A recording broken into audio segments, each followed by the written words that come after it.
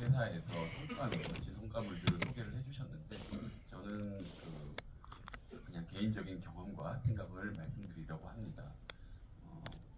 제가 이런 특이한 경력을 갖고 있다 보니까 어디 가면 글을 쓰시는 분들이 아마 이 중에도 뭐 영화 시나리오 쓰시는 분도 있을 거고 뭐 그런 쪽 관심 있으신 분들도 있으실 텐데 이제 챗GPT가 이렇게 스토리를 뭐 생성해내라 그러면 잘 해내는데 이게 글 쓴다는 게 이게 장래성이 있는 일이냐, AI가 다 대체하지 않겠냐 이제 그런 질문들을 많이 하시더라고요. 그래서 오늘 제가 말씀드릴 내용은 그 질문에 대한 답변이 되겠습니다. 제가 이렇게 소프트웨어 개발 쪽에서 일을 하다가 작가가 돼서 작가라고 하면 아직 굉장히 부족합니다만 글을 스토리를 쓰는 걸 해보니까 생각했던 것보다는 공통점이 많았는데 역시 또 차이점도 많았습니다. 제일 큰 차이점 중에 하나가 소프트웨어 개발 분야에서는 개발자들의 생산성과 결과물의 품질을 올리기 위해서 굉장히 많은 툴들 또 방법론들이 개발이 되었는데 이 스토리를 쓰는 분들은 보니까 아직도 대부분 그냥 워드 프로세서 가지고 다 하시더라고요. 그래서 저는 이제 소프트웨어 개발 쪽에서 그런 생산성에 관심을 가졌던 사람으로서 이 소프트웨어 개발하는데 어떤 방법론이나 툴들을 또는 그 외에 어떤 여기 컴퓨터의 도움을 창작하는 데 받을 수가 없을까 그 고민을 계속 많이 하고 있었고 일부 제가 소프트웨어 개발을 해가지고 제가 창작하는 데 쓰기도 했습니다. 근데 그러다가 이제 챗 GPT가 2년 전에 발표가 됐죠. 발표되고 나서 얼마 안 있어서 챗 GPT를 써서 간단한 스토리를 만들 수 있는데 그럼 그걸로 짧은 SF 단편 소설들을 같이 이렇게 여러 작가가 만들어가지고 단편집을 한번 출간해보자라는 제의를 받았고 처음엔 제가 잠깐 망설였습니다. 왜냐하면 챗GPT 이전에 이제 GPT 모델을 가지고 스토리 생성하는 건 한번 해봤었는데 뭐 신기하긴 한데 그거 가지고 이제 출간할 정도의 품질에 또는 그만한 분량의 스토리는 잘 생성하기 어렵다는 걸 알고 있었기 때문에 하지만 뭐 이제 AI가 빠르게 막 발전하기 시작하는 상황에서 이런 한계를 어떻게 하면 극복할 수 있을까? 어떤 테크닉들을 써볼 수 있을까? 그런 시도를 해보는 것만으로도 그리고 그 과정을 공유하는 것만으로도 의미는 있겠다라고 생각을 해서 같이 참여하게 됐고요. 약 한 달 조금 넘어 만에 이제 책이 완성이 됐습니다. 해보니까 여러 가지 한계와 문제점들이 있었는데요. 그 챗GPT가 이제 당장 서비스가 오픈되고 얼마 안 돼서였기 때문에 일단 뭐 서비스의 안정성이라든지 사용 시간의 제약이라든지 기술적인 문제들이 많이 있었고 특히 지금은 많이 나아졌지만 그 당시에는 한국어에 대한 실력이 그러니까 프롬프트를 한국어로 주는 부분이건 또는 한국어로 컨텐츠를 생성하는 부분이건 영어로 사용할 때보다 많이 떨어졌었기 때문에 저는 영어로 쭉 작업을 하고 마지막에 이제 번역하는 식으로 했었고요. 근데 그보다도 이제 그런 부분들은 지금 많이 개선됐는데 그보다도 이제 제일 챗GPT와 같은 언어 생성 AI의 근본적인 문제를 봤습니다. 제일 큰 문제는 전형성인데요. 뭐 그럴싸하긴 하지만 뻔한 얘기, 클리셰가 많은 얘기들이 생성이 되고요. 또 이제 얼라이먼트 정렬이라고 하죠. AI가 바람직한 얘기만 생성해내야 되죠. 그래서 어떤 뭐 폭력적인 장면을 묘사한다든지 뭐 해커가 해킹을 하는 장면을 구체적으로 얘기를 하다든지 그런 것들은 다 이제 금지되어 있기 때문에 또 그런 정렬의 결과물 영향일 텐데 스토리를 생성하라고 하면 항상 해피엔딩으로 어떤 감동적인 얘기로 끝이 나게 됩니다. 그리고 또 복잡한 구조를 가진 이야기, 어떤 복선을 가진 이야기, 정교한 반전 이런 것들 못 만들어냅니다. 그래서 결국은 이제 그런 전체적인 구조, 반전을 어떻게 할 건지 그런 것들은 사람이 다 생각을 하고 그걸 토막토막고 장면의 텍스트를 생성을 하도록 해서 편집해서 책을 완성을 했는데요. 최근 이제 2년 동안 이제 AI가 많이 발전했죠. 가장 최근의 모델이 이제 오픈 AI O1이라고 해서 이게 좀 더 많은 사고 과정을 거친 다음에 결과를 내놓는 그런 모델이고 테스트에 의하면 IQ가 한 120 정도 된다. 또 박사과정 수준의 문제풀이 능력이 있다지 그런 얘기들이 나옵니다. 제가 그 요즘 어떤 그 기술 간행물에 SF를 매달 싣고 있는데 제가 쓰는 SF는 그달에 그 실린 기술 그 아티클들의 주제들을 소재로 해서 이런 기술들이 미래에 어떤 이야기가 있을 수 있을까 이런 그 기술들이 조금 더 발전하면 그런 이야기를 쓰는 일을 하고 있습니다. 그래서 그 오픈AI O1을 가지고 한번 이달의 기술 주제들을 던져주고 이걸 가지고 엮어서 재밌는 스토리를 만들어봐 했더니 역시 굉장히 성능이 좋아졌음에도 불구하고 스토리는 안 나왔습니다. 네 가지 기술을 주고 이 기술들을 엮어서 스토리를 만들어 보라고 했는데 그냥 네 명이 기술 네 가지를 개발을 해가지고 좋은 세상이 됐다 이제 그런 얘기밖에 안 만들어지더라고요. 물론 프롬프트의 문제일 수도 있습니다. 그래서 제가 그렇게 하면 안 되고 이 네 가지가 어떤 하나의 플롯에 유기적으로 연결이 돼야 돼. 뭐 그런 식으로 플롯을 분위기를 줘봤는데 여전히 만족스러운 게 안 나와서 제가 결국은 스스로 이제 스토리를 만들어내야 됐었고요. 그렇다고 AI가 도움이 안 되는 건 아닙니다. 굉장히 많이 도움이 되죠. 지금 하루 종일 AI 저도 붙잡고 얘기하면서 사용하고 있는데 어떤 전문적인 지식을 배운다든지 아이디어에 대해서 브레인스토밍 같이 해본다든지 또는 제가 만든 그 플롯이나 뭐 여러 가지 그 문장에 대해서 검토를 요청을 한다든가 다 도움이 많이 됩니다. 그리고 앞으로는 아마 AI에 의해서 사람들이 그 자기가 원하는 컨텐츠를 발견을 하고 찾아서 시청하거나 혹은 또 AI가 가능하게 해주는 새로운 형태의 스토리텔링 그 포맷을 즐기거나 이제 그런 일도 가능해질 거라고 하는데 오늘 제가 조금 더 이제 얘기해 보려고 하는 것은 정말 AI가 어떤 시점이 되면 그 작가를 대체할 거냐, AI가 충분히 그 멋진 스토리를 스스로 만들어낼 거냐, 최소한의 인풋만 가지고 그 부분이 되겠습니다. 잠깐 그 AI가 어떻게 동작하는지에 대해서 먼저 설명을 좀 하고 넘어가야 될 것 같은데요. 아마 여기 기술 하시는 분들은 다 아시는 내용이겠습니다만 잘 모르시는 분들도 계실 테니까 챗GPT 같은 이제 AI의 핵심은 언어 모델, 언어 생성 모델이고요. 이 언어 생성 모델은 그 인터넷에 있는 수많은 텍스트를 학습을 했습니다. 그리고 이 주어진 텍스트가 컨텍스트, 그러니까 예를 들면 대화라고 치면 그 대화의 그 전까지의 질문과 답, 또 스토리라고 치면 처음에 이제 스토리에 이런 얘기를로 스토리를 써줘라고 하는 그 요구가 될 텐데 그런 입력된 텍스트가 토큰이라는 단위를 잘려서 들어가고요. 인터넷에 있는 텍스트들을 학습을 해서 그 학습된 통계에 의해서 지금 주어진 인풋에 지금 컨텍스트에 그 다음에 올 토큰이 뭐가 확률이 높을지를 계산해내는 그런 모델입니다. 그리고 그렇게 해서 토큰 하나, 단어 나오던 단어의 한 부분일 텐데요. 그 토큰 하나를 생성해내면 그걸 다시 입력에 갖다 붙이고 그 확장된 입력을 가지고 또 다시 그 다음 토큰을 예측하는 일을 반복을 함으로써 긴 스토리를 혹은 긴 답변을 줄줄이 연속적으로 생성을 해냅니다. 별게 아니죠. 그냥 그 학습한 내용에 의해서 통계적으로 다음에 올 확률이 높은 단어가 뭐냐 그거 하나를 한 번에 하나를 계산을 해내는 거거든요.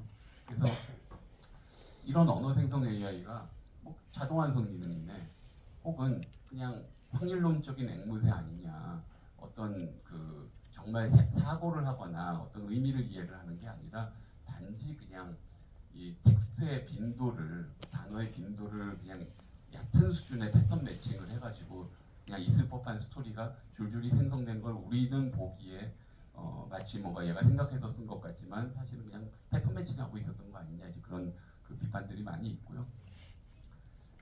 거기에 대해서 이제 그 많은 사람들이 고민을 했는데 사람은 세상을 이해를 하고 세상에 대한 어떤 모형을 머릿속에 가지고 그걸 가지고 글을 쓰죠. 그렇게 쓰여진 글을 AI가 학습을 했고요. 그 AI가 그냥 그 글의 확률을 가지고 생성해내는 그 텍스트가 과연 이 AI가 세상을 이해했다고 할 수 있을까라는 질문이고요. 거기에 대한 뭐 연구들도 많이 있는데 그 중에 하나가 이런 겁니다. 라마2라고 비교적 그 작은 오픈소스 AI 모델인데 이 모델한테 어떤 텍스트를 주고 텍스트에는 지명, 예를 들면 서울, 뭐 부산 이런 지명이 들어가고요. 또는 사람 이름이 언급될 수도 있는 텍스트를 주고 이 텍스트 안에 언급된 지명이나 사람에 대한 정보, 예를 들면 이 지명이 지도상의 어느 위도 경도에 있는지, 혹은 이 사람이 역사적인 인물이 죽은 시점이 연도가 언젠지가 내부에서 떠오르는지를 확인을 해봤더니 그런 게 있더라. 그 텍스트는 언급은 했지만 지도상의 위치나 사람의 사망에 대한 내용이 아니었음에도 불구하고 그냥 그게 언급된 것만으로, 그 명칭이 언급된 것만으로 그런 그 사람에 대한 어떤 그 지명에 대한 정보가 내부에서 형성이 되더라는 거죠. 그 다음 토큰을 계산하는 데 있어서 이게 생각보다 굉장히 얕은 텍스트 매칭이 아니라 어떤 추상화된 모델을 가지고 처리를 하는구나라는 걸 알게 됐고요. 그로 인해서 한 번도 학습한 적이 없는 좀 다른 형태의 텍스트가 들어가도 그 텍스트의 의미를 이해하고, 아 이게 텍스트가 지금 뭐 하는 거냐, 이게 댓글이 긍정적인 건지 부정적인 건지 하려는 거네 라는 의미를 이해하고 그 다음 결과를 출력한다든가, 한 번도 본 적이 없는 새로운 형태의 지시를 이해하고 지시대로 결과물을 생성해내는 것이 가능해지는 거죠. 그래서 생각보다 이 거대 언어 모델은 그냥 단순히 의미는 모르면서 텍스트를 매칭을 하는 게 아니라 의미에 대한 이해가 좀 있다 내부에라는 걸 알 수가 있고요. 근데 이해만 한다고 해가지고 복잡한 문제를 푸는 건 또 아니죠. 문제를 풀려고 하면 좀 그 어떤 단계를 밟아 나가야 되는데 그 과정을 그 사고의 과정, 체인 오브 소트라고 합니다.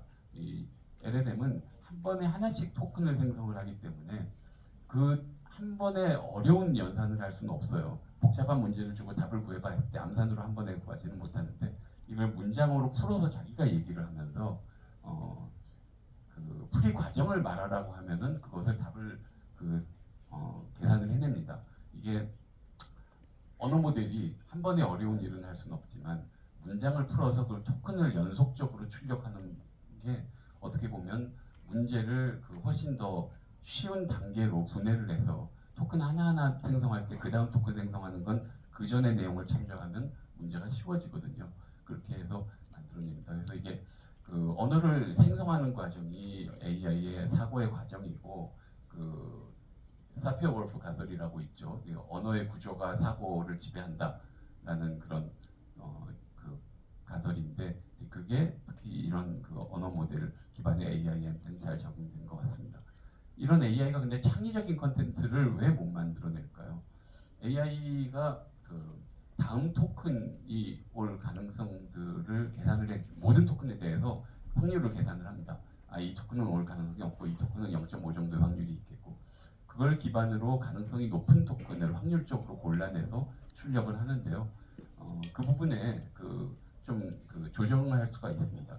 템퍼러처라고 하는 파라미터인데, 템퍼러처를 올리면 그 무작위성이 증가합니다. 이 계산된 확률값들의 변별력을 떨어뜨려 버림으로써 무작위성을 증가시키는데, 그렇게 해봐도 좋은 결과물은 잘 안 나옵니다. 왜냐하면 최종적으로 토큰을 골라낼 때 무작위성만 늘린 거지, 그 전 단계에서 이런 스토리로서 이어지게 하기 위해서 그 토큰이 적당하겠다라는 그 생각을 하는 데 있어서 창의성이 생긴 거는 아니거든요. 그래서 그냥 예를 들어서 우리가 전 국민을 암기식 교육만 시켜놓고 나중에 선발할 때 학생들 별명 있는 것만 떨어뜨린다고 갑자기 창의적인 학생들이 선발되지는 않겠죠. 그래서 전 단계에서 좀 더 창의력을 증가시키기 위한 방법이 필요할 거고요. 그런 방법은 거대 언어 모델의 경우에 지금의 현재 거대 언어 모델은 그 자체에는 그런 창의적인 컨텐츠를 생성해낼 수가 없고 입력으로부터 주어질 수 있을 것 같습니다. 예를 들면 어떤 랜덤한 단어를 주고 이걸 가지고 한번 생각해봐, 혹은 두 가지 이상의 아이디어를 여러 형태로 조합해봐, 이런 옛날에 사람들이 쓰는 기법이죠. 창의성을 증진시키기 위해서. 그 거대 언어 모델의 또 다른 한계는 복잡한 컨텐츠를 만들어낼 수 있냐는 것인데, 이제 저도 최근에 배운 거지만 좋은 스토리는 그냥 단순히 사건에 있을 법한 흐름이나 나열이 아니다. 모든 그 픽션 안에서의 사건들은 인과적으로 연결이 되어 있어야 되고, 좋은 결말은 이 독자나 청중이 예측은 할 수 없었지만 보고 나면 그래 그렇게 될 수밖에 없었겠네 하고, 그런 어떤 필연성이 있어야 되는 그런 얘기가 좋은 이야기의 결말이다 하죠. 복선들 많이 던져지고 잘 회수되고 갈등 해소되어야 되고 인물들은 성장해야 되죠. 그리고 그 외에도 여러 가지 그 서사적 기법들이 적용되어야 되는데 이게 그냥 단순히 토큰 바이 토큰으로 생성하면서 될 수 있을까요? 이게 저 해리포터 작가 J.K. 롤링이 해리포터 기획하면서 쓴 그 플롯 시트인데요. 이런 설계 과정이 필수적으로 필요합니다.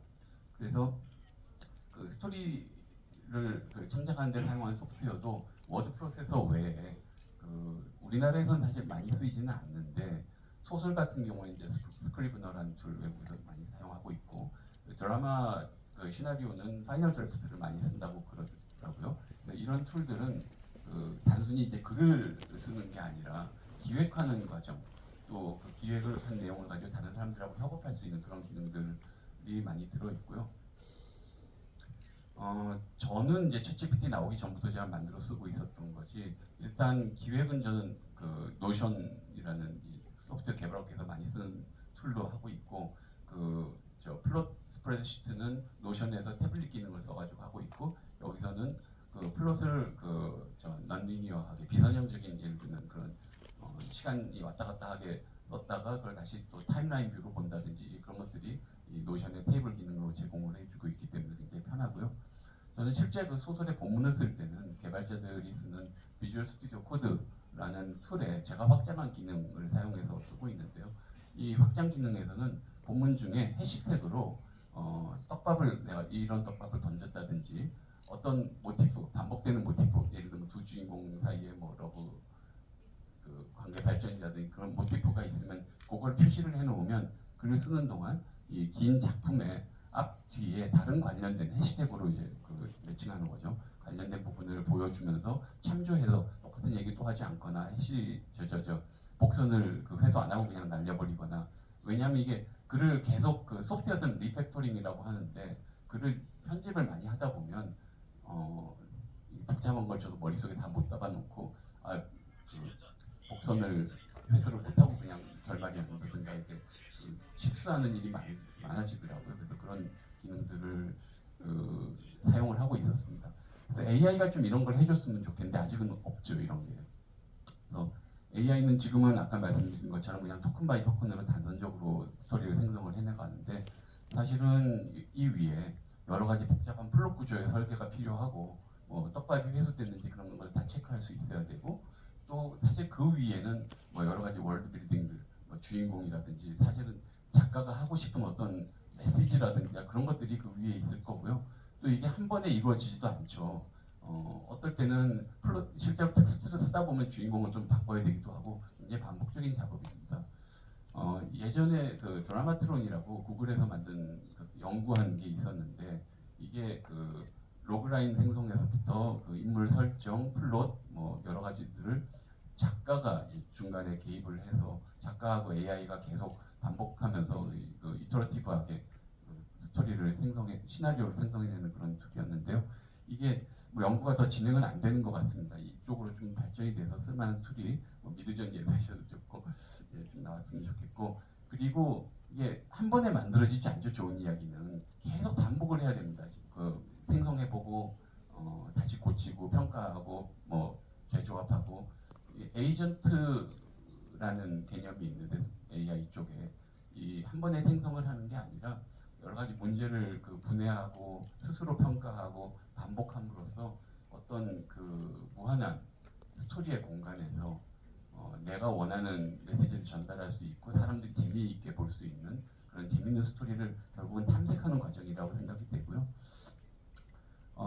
그래서 그 아직 제 마음에 드는 그런 창작 도구가 아직 안 나온 것 같은데 제가 생각하는 그 방향은 결국은 그냥 내가 워드 프로세서나 혹은 프롬프트 창에 몇 자 쓰면 쭉 생성되는 게 아니라 적어도 한동안은 작가가 AI하고 같이 협업을 하면서 서로 강점을 활용을 해가지고 좋은 스토리를 만들어내야 된다. 이 헐리우드에서는 라이터스 룸이라는 개념이 있더라고요. 우리나라에서는 이제 주로 한 사람의 작가가 그냥 새끼 작가들하고 같이 이제 그 쓰는데 라이터스 룸에서는 복잡한 시리즈물 같은 거에 어떤 일관성이라든지 뭐 전문성이라든지 그런 것들을 그 보강하기 위해서 여러 작가가 한 방에 모여가지고 아이디어를 공유를 하고 계속 리파인을 하면서 스토리를 생성해내는 그런 물리적인 공간이자 작업 프로세스인데 그걸 AI가 도와주는 그런 형태의 소프트웨어가 필요하지 않을까 생각을 해봤습니다. 네, 그래서 뭐 결론적으로는 뭐